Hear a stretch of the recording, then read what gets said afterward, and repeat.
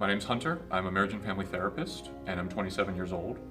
I became a therapist and wanted to work in recovery because I think addiction is one of the least understood and most confused areas of psychology and of the human experience. The connection between mental health and recovery in general, I think, is just inextricably linked. I think addiction pretty much comes from pain, it can come from trauma. Some kind of well-being is always affected by addiction.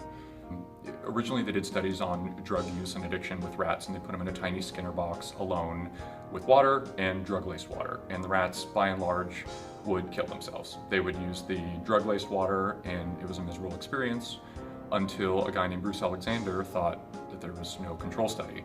So he put the rats in what he called Rat Park. So he put them all in an area where they could have sex and eat and play and basically be free. And they also put the water and also the drug-laced water, and it turns out none of the rats used the drug-laced water. And basically the takeaway is, yeah, when there's stuff to live for, it's not so nice to be out of your head or to be messed up. So that flipped completely a lot of my previous understanding of what addiction is and what it's for. Mental health comes into play because the best definition of mental health I know is the ability to adapt to change.